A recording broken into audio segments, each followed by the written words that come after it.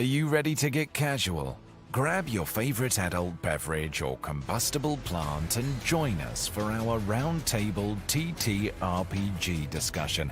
Oh yeah, it's time for Casual Friday. And now, here are your hosts. Holy crap! Hey. It's Casual Friday. Hey everybody, how we doing? We're the Landlocked Warlocks. I am GM Jim of Wizards and Wordslingers. That over there is Ryan Doyle, you already knew that. Brad Wolf dialed in. You already know. Hey everybody, what's up? Let me tell you what we're going to talk about on the show today. We're going to stop by Jim's Corner real quick to begin with. I'm going to talk a little bit about some things that happened. Yes, loud applause. We should have sound effects. I'll work on that. We're going to pop by Jim's Corner real quick. I'm going to talk about some interesting things that I saw in Critical Role Battle, some things you might steal. We're going to talk about the roller coaster that's been going on for the last few days with Evil Genius Games and EN World, who are in a West Coast, East Coast rap battle beef. And then we're going to talk about aberrations, oozes, and fae. This is a very monster-themed episode. And we might have a little bit of fun here. I engaged in a social post earlier this week and devised a monster based on a prompt. And so I thought we might come up with some monsters. Chat can help too. Cool. Oh, thanks, Brad. Then we are going to get into our main roundtable discussion, which we're all going to talk about underrated monsters. In our monster-themed episode, we're going to talk about some monsters that maybe don't get the love they deserve and talk about their stats and their story and ways they can be used in combat. And then, of course, as always, our main topic is the 2024 Dungeon Master's Guide, specifically Chapter 2, is where we are currently in our main discussion. And forever will be till the end of time, I think. Hey, let's keep the attitude positive. We'll get to it eventually. Hey, Ross. Hey, Brad. Hey, Phil. Welcome, everybody. What's up, Nacho? So first of all, I want to talk a little bit about Critical Role Campaign 3, episodes 119 and 120. 120 just came out yesterday. I only saw I watched an hour of this morning while I was doing other stuff. But I know this isn't a Critical Role podcast, and I'm not going to give any spoilers really, but the only thing you need to know is there was a really big battle. It's very late campaign, really big, epic, maybe final boss battle in Critical Role. And there was some really interesting thing that happened because if you don't watch Critical Role, for the big battles, Matt Mercer really homebrews the monster abilities. He makes most of them all up. He makes up his monsters, makes up all their legendary actions and stuff. So it's always pretty fun to see what he comes up with. I also noticed that they were using a map that had no grid, and Matt himself was using a lot more loose distance terms like melee, close, near, and far. So I think that bodes more for Daggerheart, because that's how Daggerheart does distance. It's not fiddly with squares. So the main thing I noted in here were there were a ton of legendary actions. It's like a 2-stage boss fight over 2 episodes. And so the 2 different monsters that had huge list of legendary actions. And so I mostly just wanted to tell you guys the names of these legendary actions because they're awesome. But the first one he did, I didn't catch the name of it, but this was a really interesting legendary action that did area of effect radiant damage within a 60-foot, or maybe it was 80-foot radius, and then everyone who was affected, the bad guy was able to pick them up and move them to any square within that area of effect. So it was like they get hit by this radiant damage, and then the sunlight lifts them up into the air and moves them around to different squares, which was pretty cool. The next thing that I really liked was that the paladin tried to use lay on hands on himself, and in this creature's lair, it steals half of any healing magic used. So once they found that out, they were like, "Holy crap!" And so here are a few names of legendary actions that I thought were pretty cool: Cerebral Shockwave, Telekinetic Evisceration, Telekinetic Vacuum, Touch of Piercing Winter, the Chasm of Eager Darkness. So that one was big cold damage, and then blindness if you fail. The shriek of oblivion that he described as a beam of shrieking black energy. It was a dex save versus like 60 something necrotic damage. And the last one, because I only saw a bit of the newest episode, was the screech of the ravaged mind. But also, those are. Oh, sorry, go ahead. What were you gonna say? I'm going to make a prediction, having not seen this episode or the last like 60 episodes of CR, that one of those abilities, if said out loud, Laura Bailey giggled at. Yeah, I know which one you mean. I think they were all too freaked out at the time because every time he says, at the end of your turn, the creature, they're all like, no! Because these legendary actions are doing like area of effect 50 to 60 damage each. It's pretty intense. But there was also this battle I think really demonstrated some of the drudgery of high level D&D. Because these people are like professional tabletop role players, but they're taking forever in between their turns, rolling damage, forgetting abilities, doing this. Like you watch Dimension 20 or listen to NADPOD or anything that's edited, it's tight. They remove all the parts where they're like 3, 4, 9, 14, 17, 19, 21, 23. That's 23 damage. They just cut that out on Dimension 20. You don't see that, but Critical Role is more like a live show, and they don't edit anything out. They stop to look up rules and stuff. And there was a lot of this, especially there's a part where they got like a boon. They got to level up, take 2 levels temporarily to aid them in this fight. And so they're like leveling up right in the middle of combat in like a dream sequence kind of thing. And then so Ashley Johnson, she's playing a druid. She picked 2 levels in druid and she picked some druid spells, right? And then they go back into combat. She casts a spell and Matt's like, that's not how that spell works. And Ashley goes, no, it says right here, this is how it works. And so she's reading it out loud and Matt looks it up and Matt's like, no, it says something completely different, because she had picked a 2024 spell and Matt was looking at the 2014 spells. And you could see him getting frustrated by this because they didn't like make a decision to re-roll. They've been kind of doing what I've been doing in a campaign I'm playing in. It's like on a rule by rule basis, we'll allow in these new rules. So it was just kind of funny because it was like 3 minutes of game time that was like spent because they were each arguing and they didn't know the other person was talking about the other spell. So I thought that was interesting. What do you guys think about that? Yeah, I mean, that's just the fundamental flaw in high level D&D, right? Is there's just a lot going on.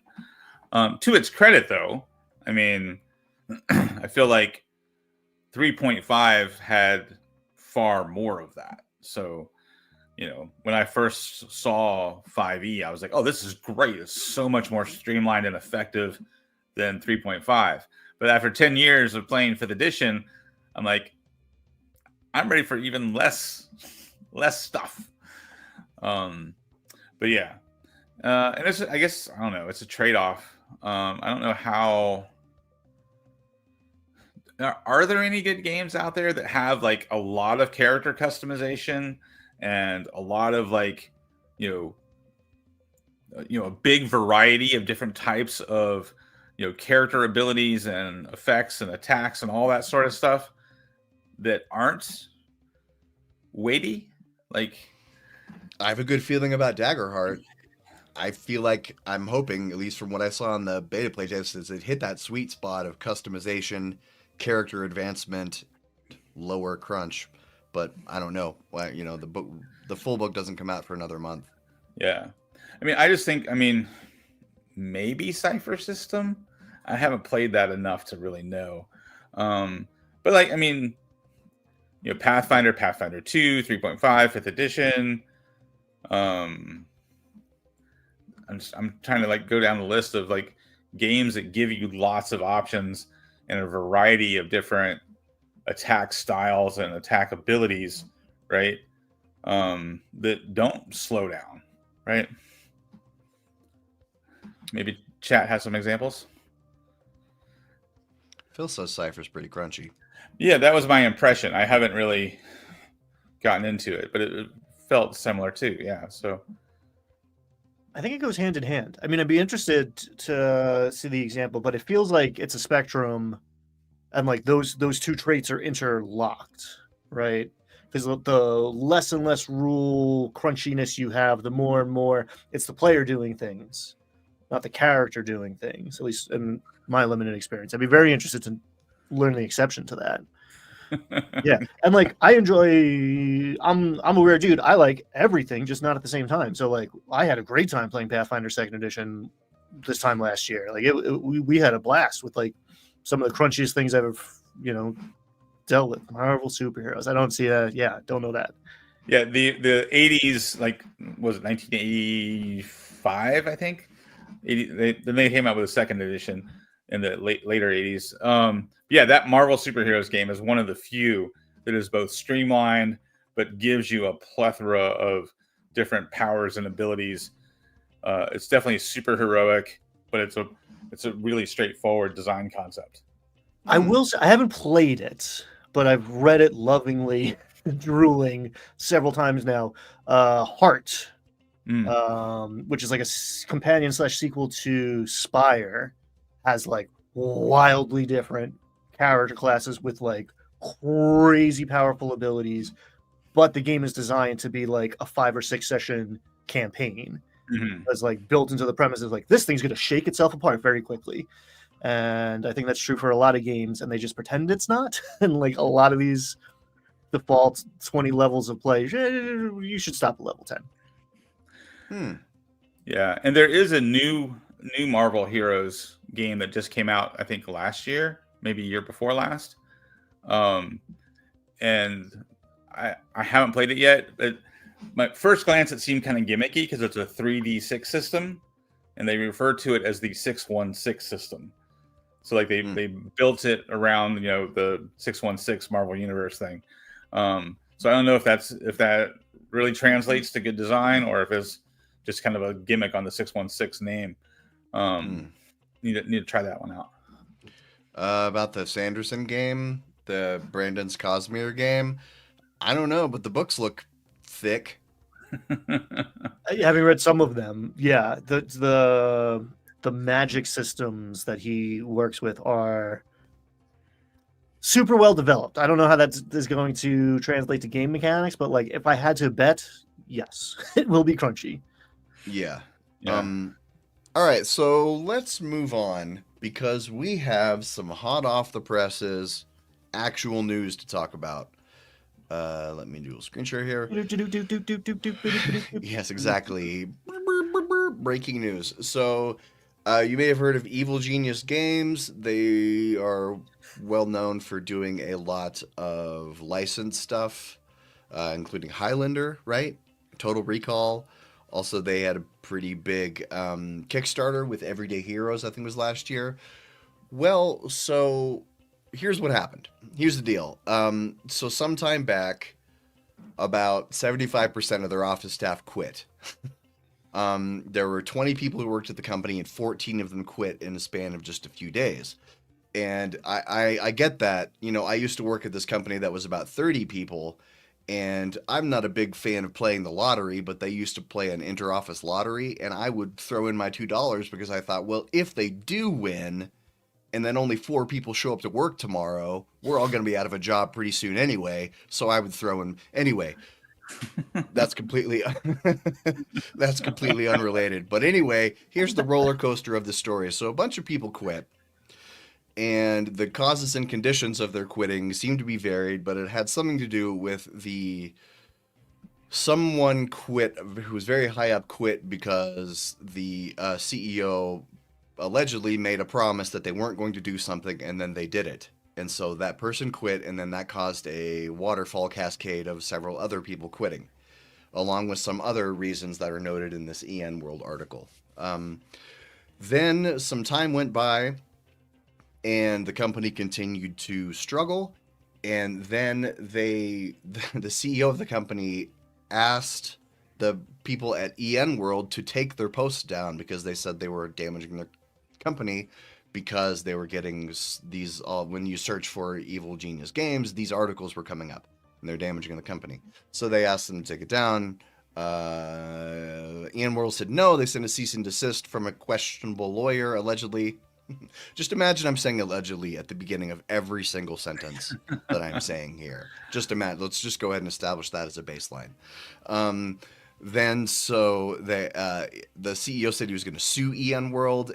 That was yesterday. And then today, apparently, the CEO says, nope, we're not doing that. We're not suing. So this is a massive roller coaster and a crazy story. And what do you guys think about it? The irony that I would never have heard of it if this guy didn't make a big deal about it. The Streisand effect is in full effect, quite clearly. I will say that I went deep on this, trying to understand exactly what the heck was going on here. And the thing that allegedly, the thing that led to the exodus of employees was that they were flirting with blockchain technology, NFTs, whatever. I see no evidence of that, but that's why that higher up person who was like practically a partner left, and I imagine was followed out by a lot of people. They were getting in on that NFT action or thinking about it. Yeah, my first reaction was, oh no, because I like their games. And then I realized that this is Evil Genius and not Evil Hat. And I was like, oh, okay, no worries. Allegedly. What's crazy about this is like you just said, Ryan, like we wouldn't have heard anything about this if the guy hadn't drawn attention to this old thing that he wanted taken down, right? Like that's my understanding of the story. And this is a company that largely depends on licensed games. Like what we just looked at it before coming on, like it seemed like about 9 out of 10 of their games are all licensed. You don't want to have bad press when when you need companies to say, oh yeah, make a game for us. Here's our property for you to make a game out of. Seems like a reputation is everything in that sort of environment. It seems like this CEO and the CEO of Wormwood need to go to some kind of CEO boot camp where they teach them, hey, stop putting your bad behavior out for everyone to see. If you just shut up, we'd forget about you. Well, and I think this is an example of like you start a company because you have a skill and you have a passion, right? So when you're like an independent creator, when you're an up and coming small business, you're good at what your business is. Like Wormwood guy was probably good at woodworking, right? Now he's a CEO. He has no knowledge of like business apparently. But he's thrust into this role of being a CEO, right? That's what I'm imagining anyway. I don't know that for sure. But that's the case. I've seen it in a lot of people I know who run small businesses. They create their business around their skill set, but now they have to figure out, how do I run a business? Yeah. And that means managing employees and dealing with contractors and, a whole myriad of different skills unrelated to whatever their actual business is. I see time and again a big problem in this industry and in other industries. One, HR, two, over expansion. Like it's okay, cool. You made a cool thing. You're making a profit. Awesome. You want to reinvest that profit in the business? Yes, to a degree. But like a lot of these guys get way over their skis very quickly and then flail about. Like it seems like part of the reason a lot of those people were ready to leave is because they hadn't been paid in 100 days after they were bringing in a lot of money. So there seems to be a lot of mismanagement, and infinite growth is impossible and not necessarily the best thing. You want to grow at a rate that you can handle. Like I've seen it time and again, and half of the people watching this are in the TTRPG space trying to make a buck, and like do that, yes, but be careful. Overhead is real, liability is real. You don't want to be emailing people being like, you're being mean to me and that's why I'm not paying my employees. Not a good Right. look. Yeah. My wife and I own a small business, and like 2 years ago, we had to make a conscious decision to stop expanding, right? Because when you're successful and you're bringing in the money, you're like, ooh, if we do more of X, we're going to make more money and we can hire more people. And then we can do Y and we can do more of Y and then we can do Z and then we can do more of Z. And like, we were doing that for about 4 years. But at some point you have to pause on the growth in order to, set up all the systems and processes and, and not, like you said, get over your skis, not get overextended. Thankfully we saw the handwriting on the wall and slowed ourselves down before, Right. That's the other. A lot of people did that in the heart of global pandemic when nothing else was happening and the TTRPG space was through the roof. It's like, if this trend continues, things will always change. So Yeah. buckle up. So let's talk about monsters. Yes, please. Different kinds of monsters. Not CEO monsters. I didn't say it. You did. Allegedly Allegedly CEO monsters. Right. Also, CEOs are getting popped out on the streets now, so you might want to keep your mouth shut if you're a CEO instead of popping off and sending cease and desist letters to popular websites, because CEOs getting gunned down in the streets, yo. Yeah, I think I yelled "read the room" last time we did one of these CEO tapes. So anyway, the monster manual, the 2024, actually 2025 monster manual, is coming out in just a few weeks, and then we've been getting a steady drip of various monsters from Wizards of the Coast to keep us addicted, to keep us wanting more. And just this morning, I saw a stat block for the first time for the Half Dragon. Nice.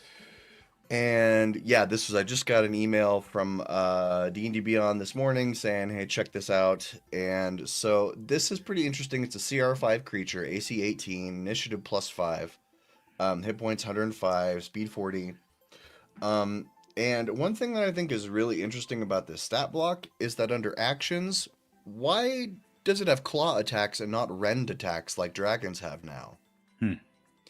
I wonder why. I wonder if it's just oversight or if that's deliberate. But it seems like in an area where they're consolidating and systematizing and consolidating so many things that I don't know.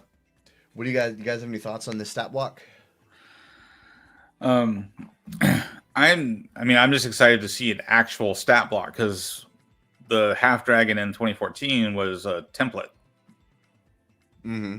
Right. So it gave us a stat block for a Half Dragon veteran, but it was basically them showing us how to apply the Half Dragon template to the veteran stat block. Right.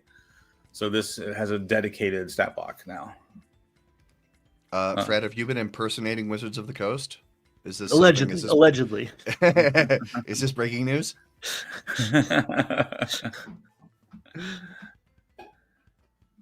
I might be jumping ahead in my notes here, but I've been watching videos of them bending over backwards trying to justify the monster categorizations that they've been changing and making, and it just occurred to me that, like, why can't it be two things, right? Like, why is this not a humanoid and a dragon? Yeah, I have some notes about humanoids from the Fae video that I'll get into later.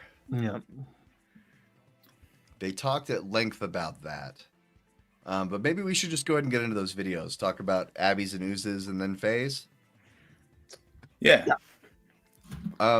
So I took a bunch of notes from this video. But first of all, there was a general note just about the monster manual. They said that higher CR monsters will get higher initiatives. And I thought, finally, like they talked about ancient dragons having a +15 or +16 to initiative, which, it's terrible when you get your big boss monster comes in with the 7, and at that point everyone has plus something good to their initiative or ways to get advantage on initiative.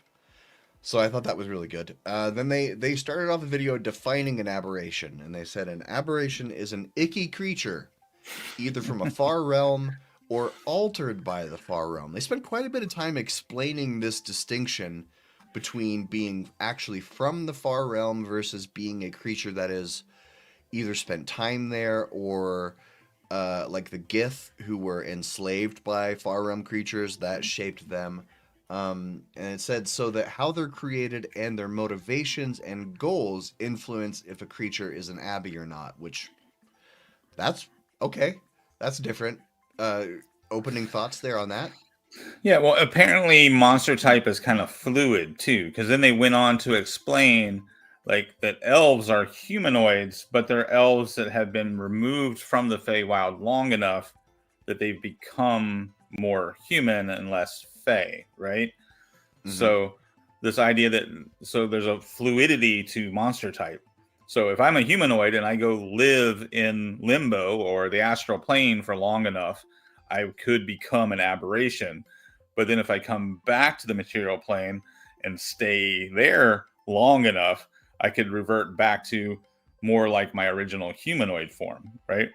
So Mhm. that's kind of like this planar lore now that we have to explain these monster types and why you can play an elf from the player's handbook and be humanoid, but the an elf from a monster book might be Fey.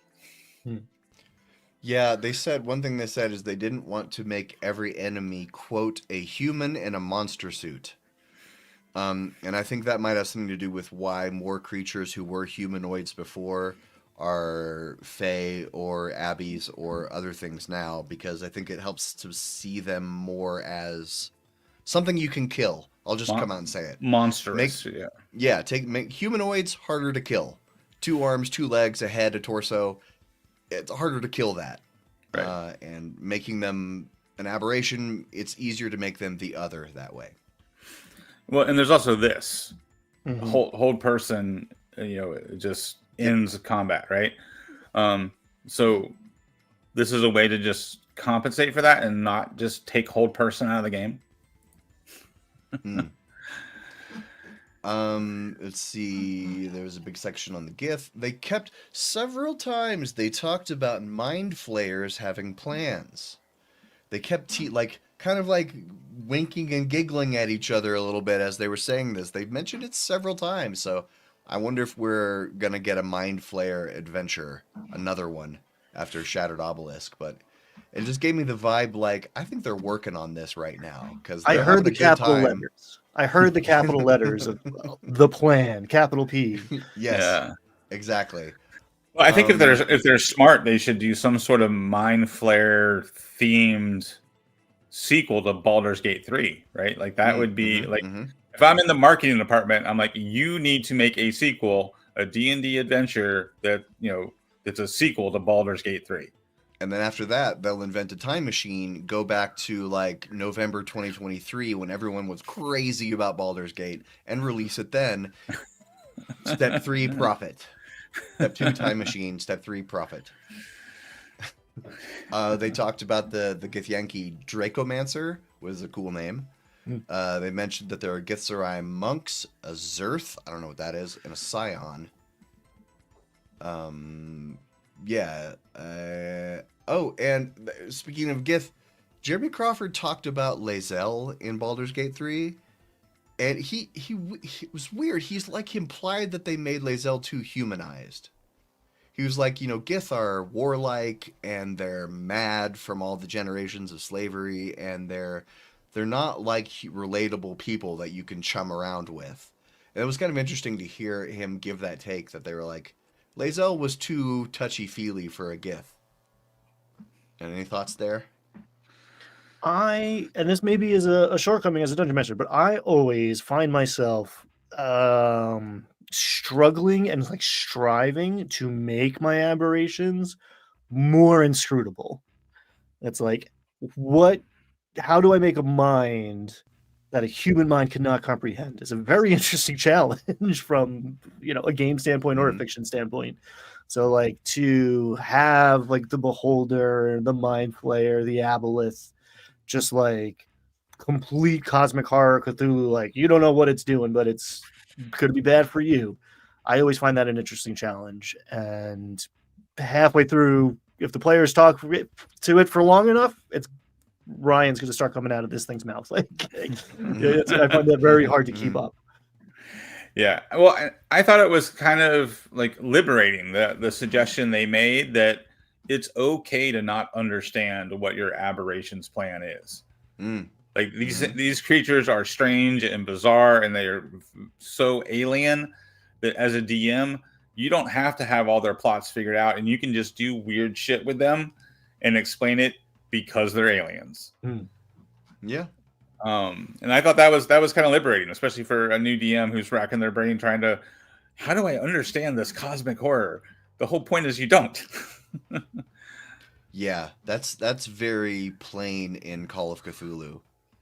That's part of the system is whatever these ancient beings want is unknowable, so don't even try, don't bother. We can't. Stop trying to screw the inscrutable.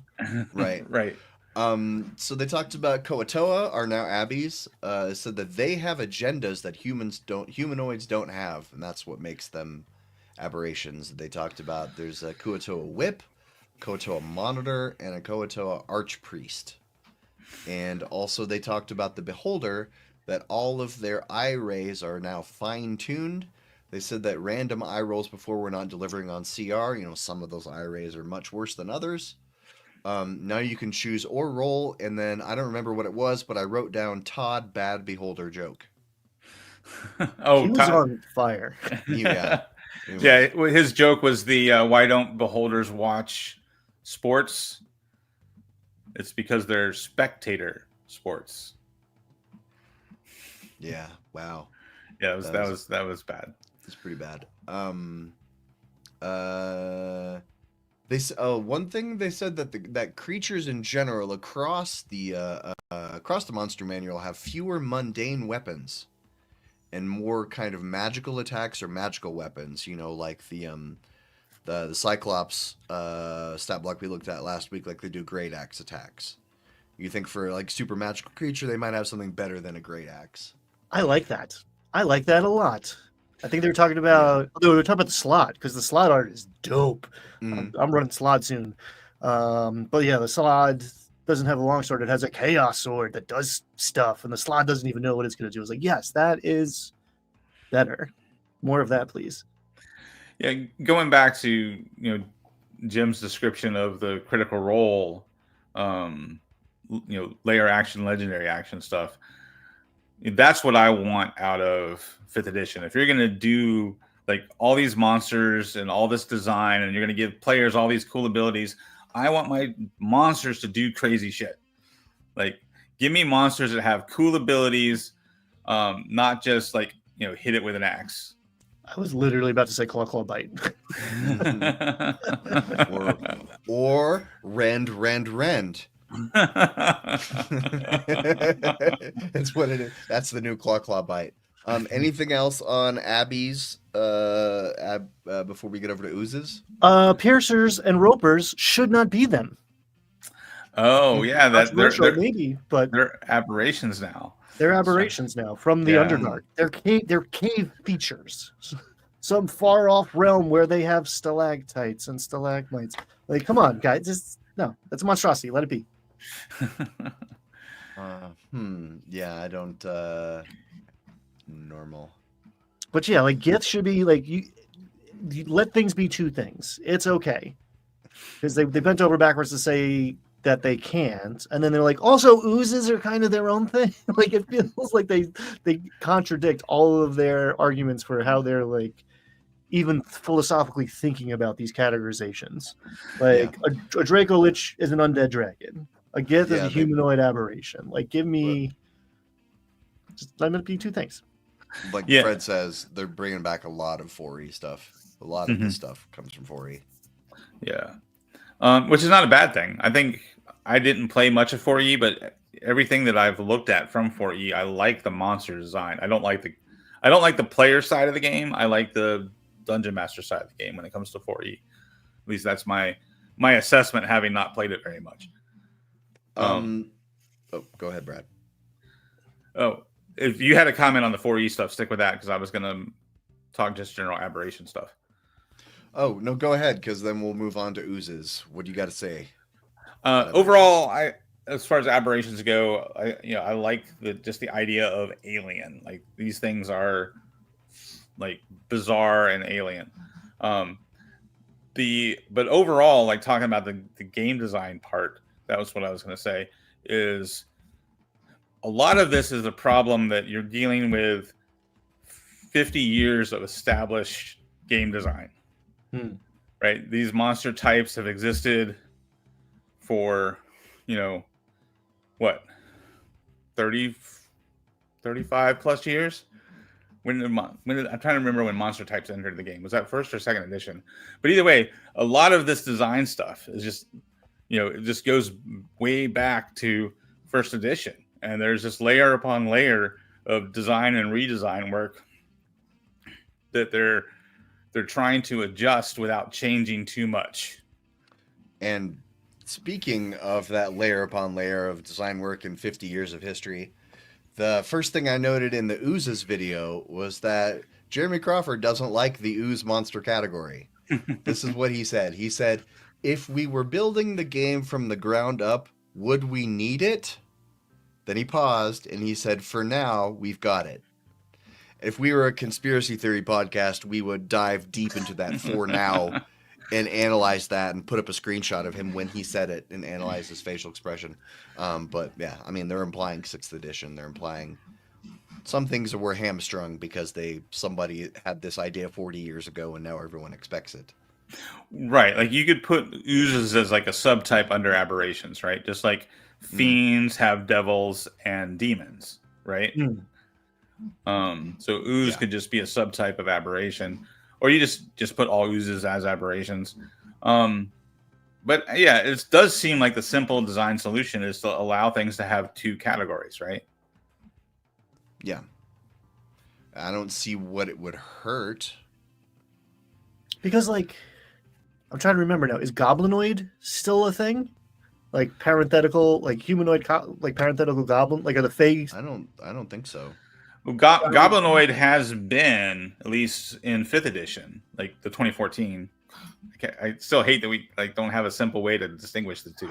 Goblinoid has been a subtype, just like fiend has devils and demons, right? So goblinoid has been a subtype of humanoid.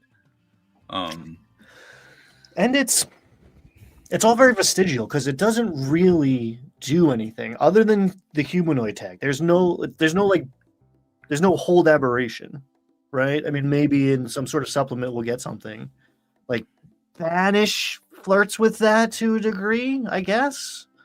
But like, how many game mechanics are actually interacting mechanically with creature type these days? Not a lot. Can't think of many. So it's yeah. All right, Nacho.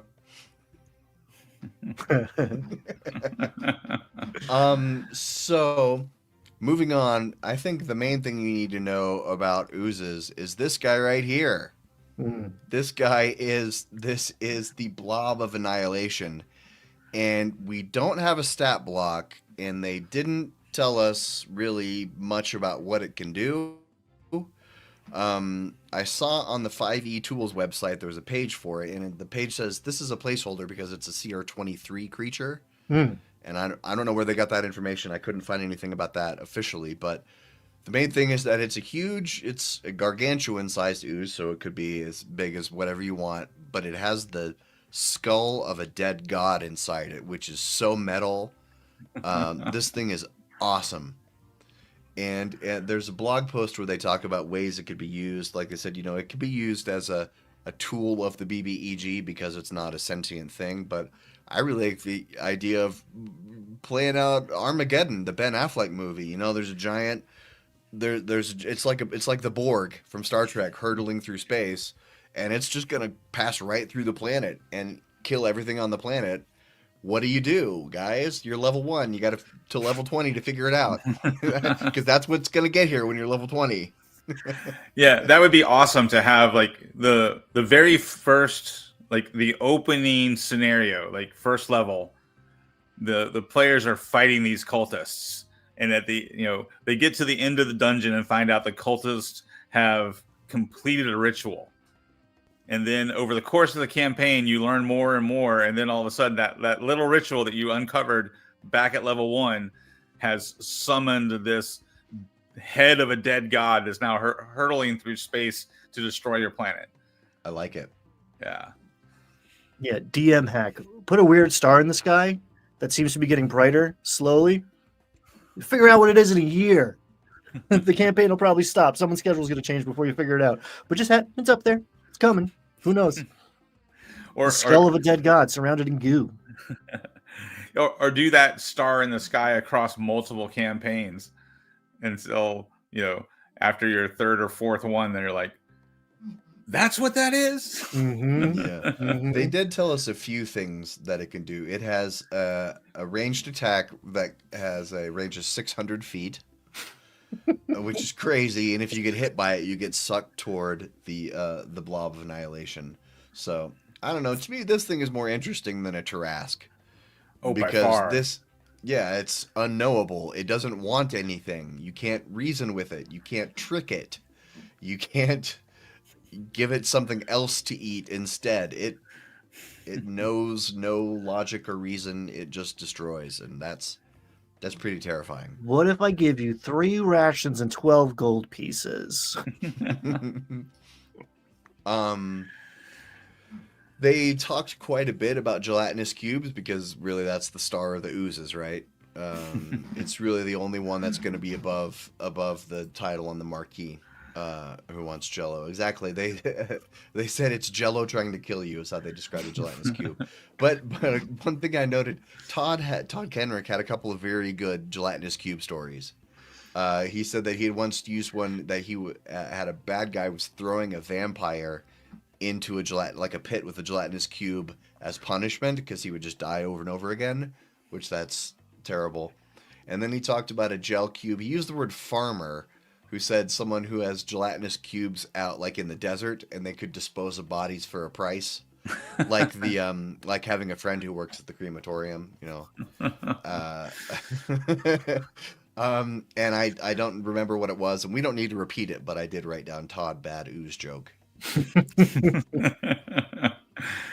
And they said that they gave suggestions for the source of oozes in your campaign instead of using hard to find lore, because how could you have hard to find lore about something that's just murderous sludge? I don't know. Thoughts on that? Gelatinous cubes and such? I remember Runehammer had a video like way back when he was first doing like encounter design videos. He had a whole encounter where you find the wizard's factory where the wizard is making these oozes. So the wizard is making these gelatinous cubes. So you find the machine, and now you're on a timer to get out of the room before this machine spits out another gelatinous cube. Nice. I thought that was pretty cool scenario design. I ran the Cobalt Press's Scarlet Citadel, and one half of one floor is like this alchemical lab where they're like trying to make super oozes, and there's a dire gelatinous cube which almost wiped my party because they walked into it. They walked into the invisible. It was perfect. And then there's like they're cooking something up, and if you enter, and there's methods in the room, and they sabotage this machinery, and it's essentially a monster fight that's also an environmental effect because this thing just like sludges out and is the size of the room. So you have to like get on furniture or something. Really cool encounter design. And again, it's kind of like the Monster House where it's just like, this is a map and a monster and it's just, yeah. Also that. Where does the poop go? Ooze. Every time. Ooze. Yeah. If you got a dungeon, you should get a gelatinous cube to clean it. It's just good sense. It's probably, it's economically, financially good sense. Anyway, one more thing on oozes. I remember in my conversation with Nacho and the interview I did on his channel, he mentioned using like descriptors to like foreshadow your monster. And he said for oozes, he always describes the dungeon as super clean in this section. There's no dust, there's no debris. All of a sudden, you have crossed into a section of the dungeon where everything is like pristine clean. And that's because the gelatinous cube is munching its way down the hallway, cleaning everything out. Nice. That's a good one to steal. So anything else about oozes? You guys ready to talk about the Fae? Let's go, Faye. Oh, hey, orcs are just NPCs now. Speaking of Yes. monsters, monsters, not just putting humans in monster suits. There are no orcs. I might have Right. misunderstood that, but it seemed pretty. What? They said early on that there's no orcs in the monster manual. They're NPCs now. Right. Interesting. I thought that's what I heard, and I wanted to bring that up. So missed I'm that. glad you did. Yeah, that was what I heard too. That there won't be like orc stat blocks, and I'm assuming that also means there's not going to be drow stat blocks or elf stat blocks. Interesting. That's my assumption. But what I heard them say was there weren't going to be orc stat blocks because now orcs are just like other humanoids, and they can be represented by all the different NPC stat blocks. So you have your orc scout, you can have your orc veteran, you can have your orc mage.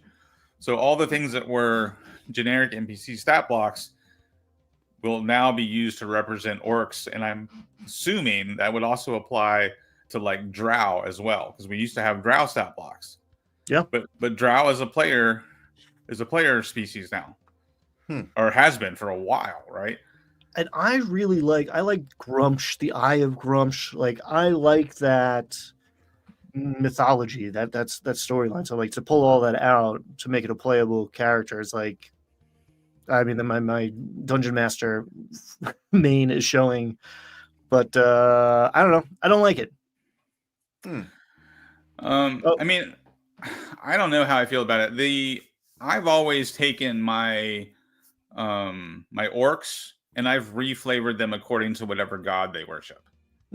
So I've already been using NPC stat blocks to supplement my orcs, and I felt really validated about that decision when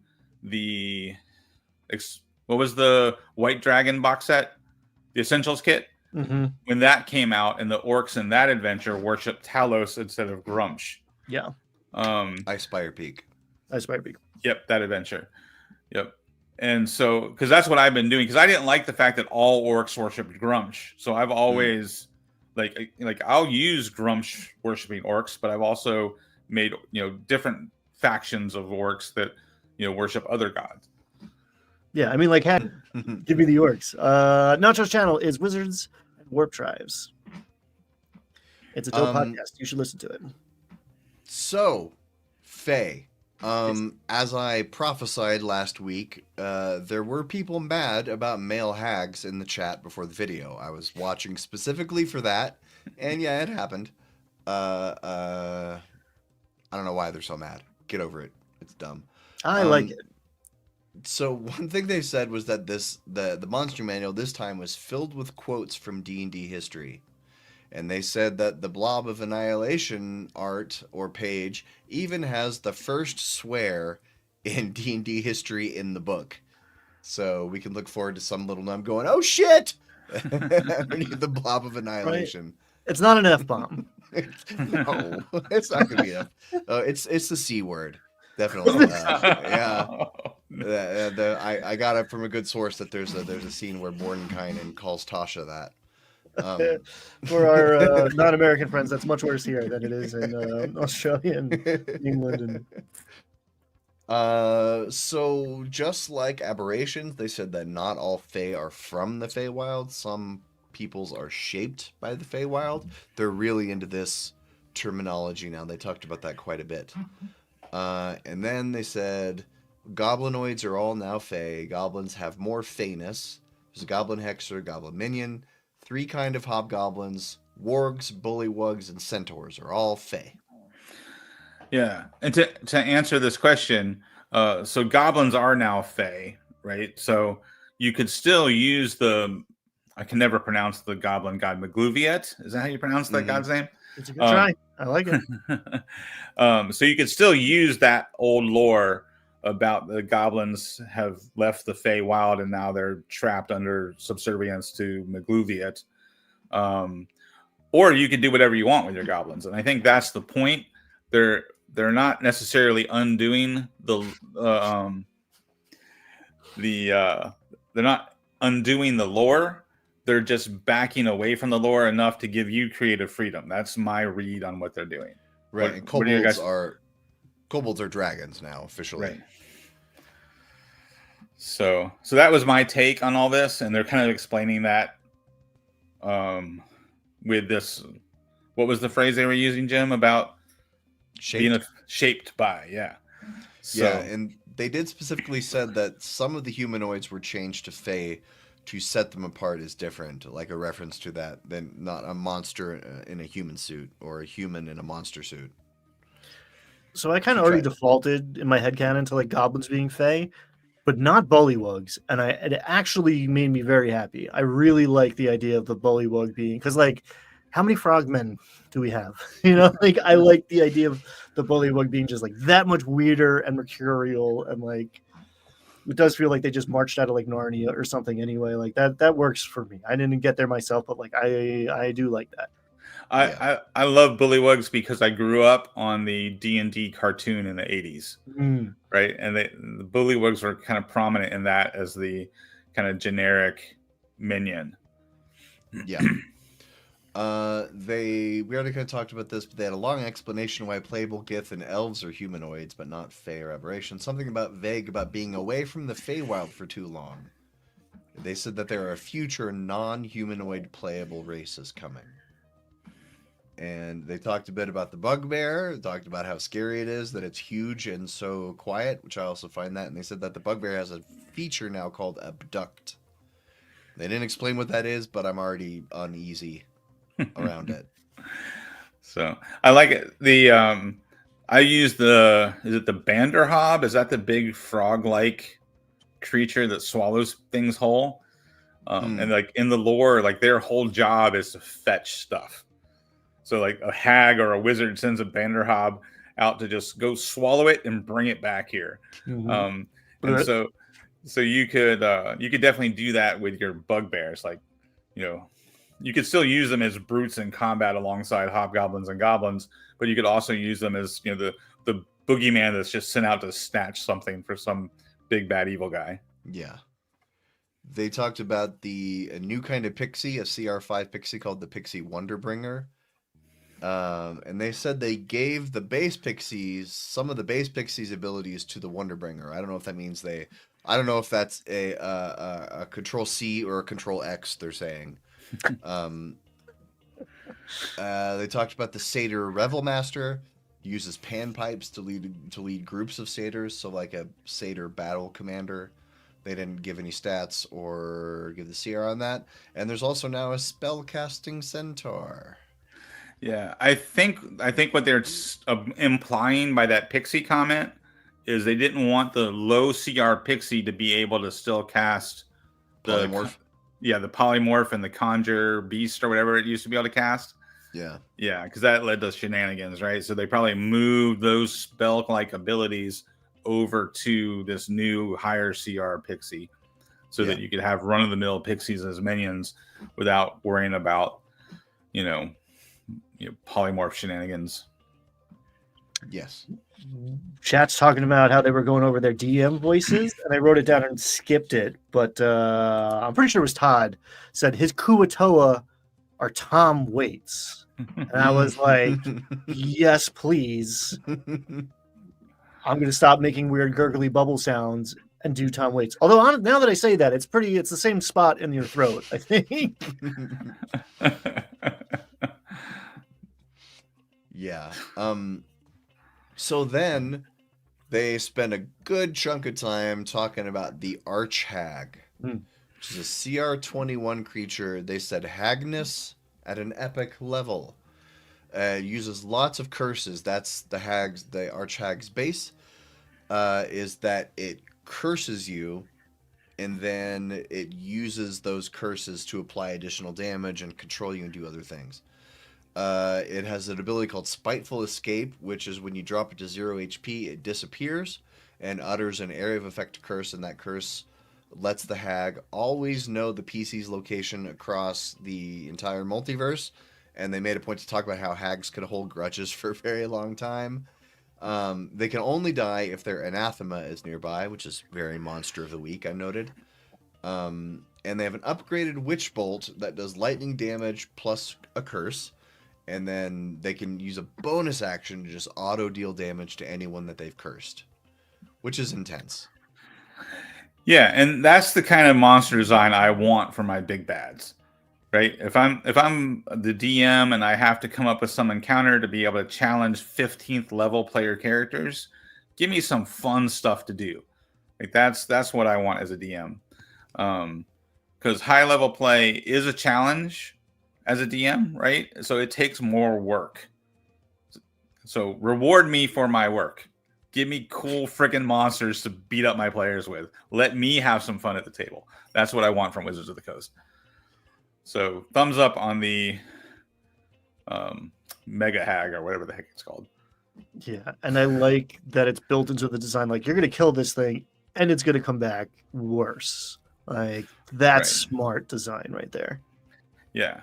Yeah, so what they're saying about what was it called again? What's the Ultra Hag? Arch Hag. Ultra Hag. Ultra Hag. Mega Hag. Mecha Hag. Mecha Wait, Hag. hold on. Let's stop. New segment. Mecha Hag. Let's go. Mecha Hag. There we go. Yeah. That's something. Is that something? But yeah, this arch hag sounds like that's the direction I want more of. Right. Let's move on, because we talked about abbeys, we talked about oozes, we talked about the fae. Let's talk about something that's just a little bit of fun. I was having a social media discussion the other day. Somebody said, Robbie Landis. This is just a guy I follow. I don't really know who that is.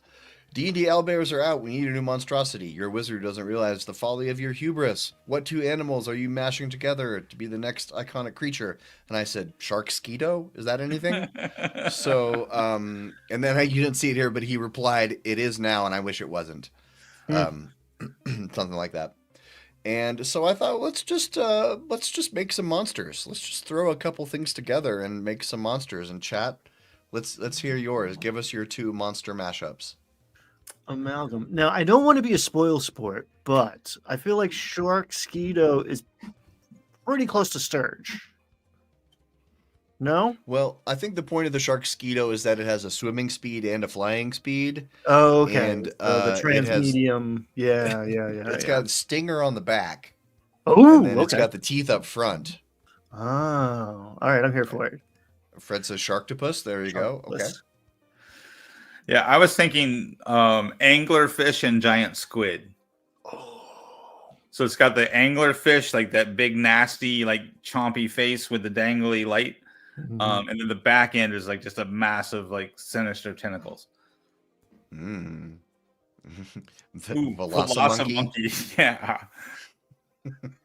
Wait, so which half is which? So it's a velociraptor head, like dinosaur head on a monkey's body.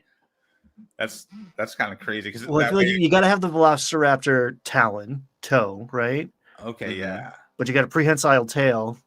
Yeah, you got to have the climb speed in the tail for sure. Yeah. Yeah, it's just up high in the trees doing dive bomb attacks on people. I hate how much I love this. The lycanthrope. It's just it's a were sloth.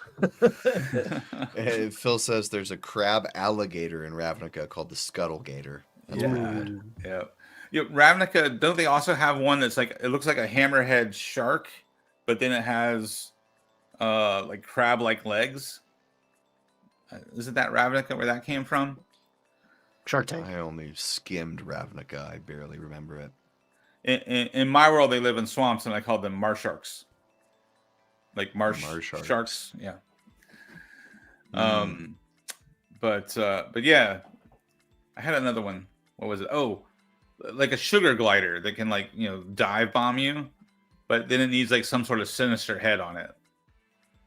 What kind of evil head can we put on a sugar glider? That's what I want. Let's see. Sugar gliders are very annoying. They're always crying and screaming. So if you something with it that's very, very loud.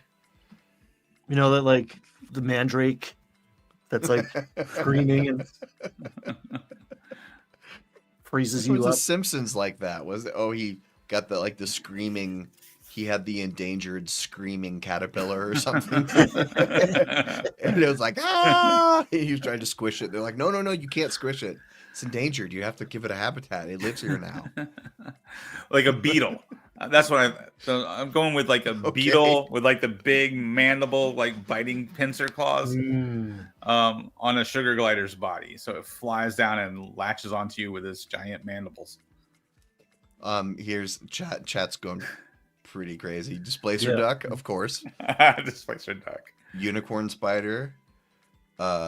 Mantis, green dragon, green slime spitter. Well, there you go. A rug bear. It's a rug, and you don't see it coming up on you. It comes out, it drops down out of the tree. I have done that because I have in like all my dungeon furniture, I have a bearskin rug, and I've made my bearskin rug a rug of smothering. So I have done that one in my games. Claw bite, smother. Rend, smother. All right. Anything else? You guys ready to move on? We didn't talk about a swarm of sharkskeetos as a Sharknado. Skeeto-nado. I like it. Yeah. Nate Skeeto. Yeah. Okay, so I've got to get out of here in 19 minutes. So let's go ahead and get on to our roundtable discussion, so we can make sure we leave plenty of time for the main topic at the end of that. All right. So we are going to talk about underrated monsters. Who wants to go first? Who wants to present their pick? I can kick it off.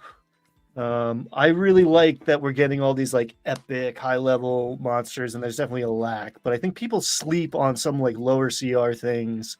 And I'm going to go out on a limb and say the giant toad is a dope monster that is very underrated. I will obviously the Bullywug King is going to be riding one. There's one that's used to pretty great effect at the end of Sunless Citadel, just like hanging out in a tree, and it's like the druid's pet and drops down. But the main thing, toads are cool. The players are going to underestimate it until Swallow. Yep. And this thing swallows a player, and madness ensues. And if anyone at the table has ever fought a rug of smothering, they're actually going to be afraid if they can intervene or not. It creates some very interesting, like, oh, well, the AC is lower, right? Yeah, but you're restrained and blinded. Obviously, like there's higher level creatures out there that are swallowing things, but not a ton. I actually went digging, like Purple Worm, famously, right? I love throwing that out. And then like Rimmeraz, which is also an underutilized monster, I think. But yeah, Swallow. Yep. Yeah, on the whole gross swallowing thing, the Slithering Tracker is another super creepy monster that I think people overlook. This thing tries to crawl down your throat and drown you. So that's always a fun one. Yeah, you're used to seeing high CR creatures with a swallow ability. Like Ryan said, there's not a lot, but there are definitely. And once you're fighting monsters of a certain size, any monster of a certain size could bite you and swallow you, theoretically. But what's great about this is it's only a CR1, so you can be encountering this as the boss of a level 1 adventure, or as a serious threat in a level 2 adventure. Yeah, I recently did like the setup for a brand new adventure where the quest giver was a gnome, and so the very first encounter is they hear screaming in the woods, and they run and they find this giant toad that has swallowed this gnome. And so they fight the toad, free the gnome from the giant toad, and then the gnome gives them their quest and sets them off on an adventure. That's good. I like that. All right, Brad, do you want to go next? Or I'm sorry, Ryan, are you done? Yeah, Okay. Toads, everybody. Lick 'em. Toads. Brad, do you want to go next, or do you want to close us off?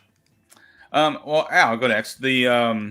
I just did a video on the Periton, and I used the Periton to show you how to do a murder mystery.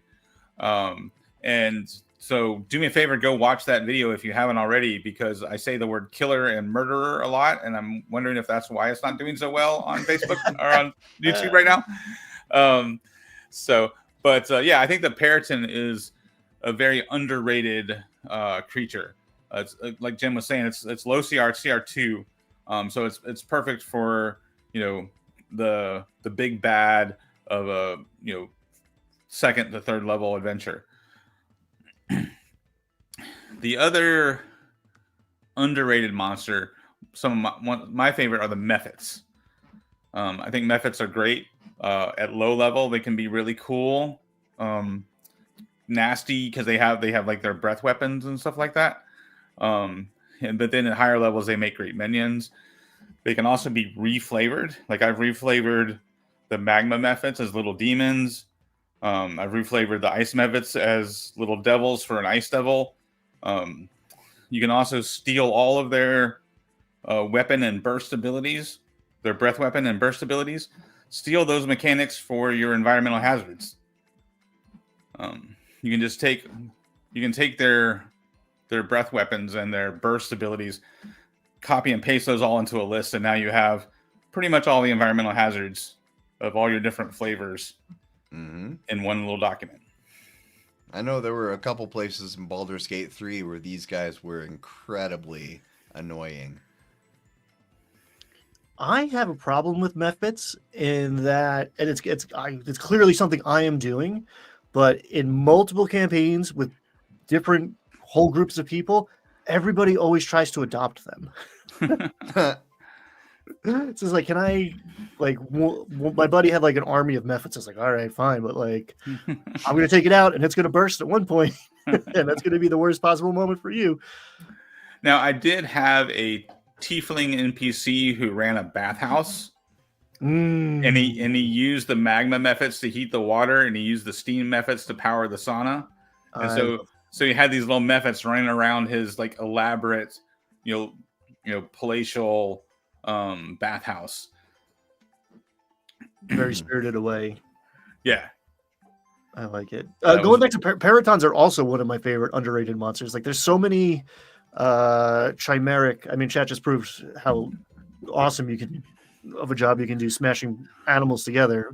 But like, there's a lot of like weak ones. And if I was like, all right, I'm gonna take a deer and give it wings, and is that something? I would say no. But like that, the Periton is so scary, and it wants to eat your heart out. Literally, it's such a good monster. Yeah. Yep, yeah. A flying stag with the fangs of a wolf. Yeah, there's it sounds kind of crazy when you first describe it, but then when you get into the lore and think about how this thing, like, its shadow doesn't match its silhouette. It has the shadow of a humanoid, even though it's this big beast. And I go into that in the video of like how to use that as part of your murder mystery, as witnesses give. Well, I didn't see its face; I only saw its shadow. I saw its dark reflection in the mirror. I don't know what it was, but it leaves no tracks, right? Because it flies, so it leaves no tracks. Swoops in, eats somebody's heart, and then takes off and leaves the rest of the body there to be discovered. So it's a great monster to set up a murder mystery. Sick! Everyone, go watch that. Cool. Yeah. Go check out Brad's new video on the Periton. All right, my turn. So, I'm also talking about the Periton. No, just kidding. That'd be terrible. No, I decided to be pedantic and take the topic quite literally, and so I want to talk about the Shadow. Because they are underrated. Their CR rating should be higher. But first, before I talk about the creature, this is something that's interesting. This is the 2014 Shadow, right? We do not have a 2024 Shadow stat block. I was hoping they might talk about it in the Fae video. Because I thought, everybody's a Fae now. Maybe this creature could be Fae too. They didn't talk about it in the Undid video or in the Fae video. But here's something interesting. In Wild Beyond the Witchlight, they put out a Shadow variant, which is a medium Fae, and instead of death at 0 HP or 0 ability score, you just go unconscious. And this is challenge 1/2. It's the exact same challenge rating as the regular shadow, so I'm pretty sure this is probably the shadow we're going to see in the 2024, because I don't think they didn't talk about changing the CRs of creatures, right? Mhm. They've said is they're going to fine tune creatures so they match their CR better. So I think this, we may see, maybe there's like a greater shadow that actually can kill you, but I think this is probably what's going to happen. Anyway, so what I want to say about the shadow is, I think that instead of using shadows in initiative combat, I think you should use them like traps. Like, kind of like Brad described last week with his rope pull trap that had the bag of claws, the bag of claw hands inside of it. I think you could do something like that. Shadows are freaking terrifying. In a campaign I planned about 6 months ago, I saw a group of, it was 4, maybe only 3 shadows almost kill a level 16 barbarian. He almost died. Partially because he was in a different room and he's barbarian, so he wasn't going to run away. He's just going to hack and hack. But he almost died. Anyway, shadows are terrifying. So don't use them like monsters. I'd say ignore their hit points. Then instead of using to hit, give the player a dex save. Like, use them like players are in a long hallway. It's a wide hallway and it's incredibly dark on the edges, and all of a sudden just laser beams of darkness are shooting out at them like traps. And just give them one rush. They either run into the player and do their damage and affect the strength score, or they miss and just disappear. So in that way, they're like kamikaze pilots rushing out from the edges, or it's as a magical trap. You open a chest and trigger the trap, and 3 shadows rush out at the 3 nearest PCs. I think doing this way gives you a lot more control over the damage these things can do. When you're in initiative, you don't know what's going to happen. If your player rolls a bunch of nat 1s and your shadows roll a bunch of nat 20s, everybody's dead. So using them as traps, you have a lot more control over how much potential damage they could do, or even potentially using a ton more if you want to make something really, really scary. But these sort of like strength drains are kind of, that you could use them as an alternative to exhaustion. Right. Like you throw a shadow at a player instead of throwing a monster at them that you're just gonna have to whittle down the hit points anyway. This gives you the same effect, but you have more control over the lethality, in my opinion. Yeah, well, and CR 1/2 creatures are a deceptive trap, right? Like they, you think because they're CR 1/2 that they're not that much more powerful than CR 1/4 creatures. And I made this mistake early on, the difference between using like goblins and gnolls. The gnolls are CR 1/2, but they're considerably more powerful than those CR 1/4 goblins. So you can't just sub them in and out. So that 1/2 is just a deceptive trap that DMs can fall into, because like, oh, it's only CR 1/2. But if you're using them against first or second level characters, they can be pretty deadly. The other thing, talking about using shadows, I did an encounter going back to the Banderhob, right? The whole like frog thing that swallows you. I did an encounter where the Banderhob and the shadows were working for a hag, and because the shadows drain your strength, it makes it more likely for you to fail the Banderhob's swallow saving throw, right? So that created a really nasty, fun encounter. So a swamp full of shadows and frog creatures got extra creepy and extra deadly pretty quick. It was fun.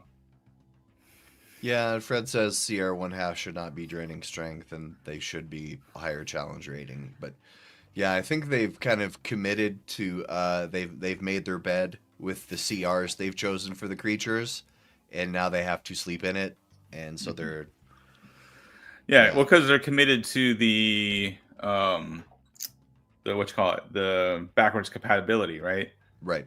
So because they want to be able, if a adventure from 6 years ago says use 3 shadows, they want to keep the challenge rating at 1/2 so that you'll use 3 shadows and it won't be overpowered. Yeah, backwards compatibility has locked them into a lot of things, I think. I think that's probably why they ended up not using the vastly superior exhaustion system that they first proposed, where it was just -1 to D20 test. You could go up to 10, then you would die. Because like I've run Storm King's Thunder before, and there's a section where the players can go to the Fire Giant's place, and they have all these Dwergar slaves there in Iron Slag working these, I don't remember, they're working something. They're like pushing a big wheel or whatever, like Conan. And it says I remember it said in the adventure, they all have 4 levels of exhaustion. Then they get to 5, and then they collapse, they're dragged away, and different Dwergar who have 4 levels of exhaustion are brought in and put to work. If you have 10 levels of exhaustion, that breaks that one section in that encounter. But if it's still 6 levels, even though the levels are a little different, then it doesn't break that encounter in that adventure. That's my theory that I just made up. Yeah, no, I mean, it makes sense, right? Like the backwards compatibility just locks you in. Just like we were talking about before, like the 16 previous editions of D&D also locks you into a lot of design that you have to keep, right? Counterpoint: attack other ability scores. Go get them. Hit someone right in the Constitution modifier. See how they react. They will not like it. Nope. I can pretty much guarantee. So I think we're getting pretty close to wrapping up. Unfortunately, I don't believe we're going to have time to get into our main topic today. I apologize. We will definitely rectify that issue next week. Do you guys have any closing thoughts on any of the stuff that we've talked about today? Aberrations, oozes, sharkskeetos. Soon to be a whole new category. I've been talking to Jeremy Crawford. He says oozes are out. Sharkskeetos as a monster category are in. You got the Sharkskeeto Hexer, got the Sharkskeeto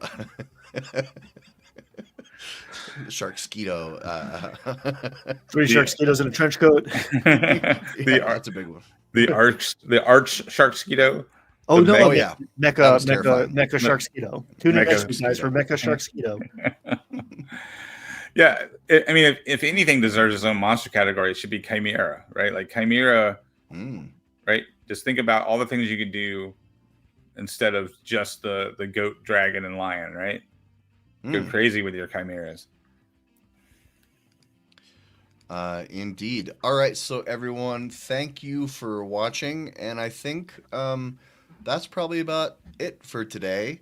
I think you should go spend the rest of your day enriching your mental health. That's my edict. Go enrich your mental health. Go treat yourself this weekend. That's what I think you should do. I sign off on that. I support it. All right, everybody. Until next time, I am GM Jim. I'm Ryan Doyle. Brad Wolf from Dire Den. Everyone, thank you for watching, and we'll see you next week.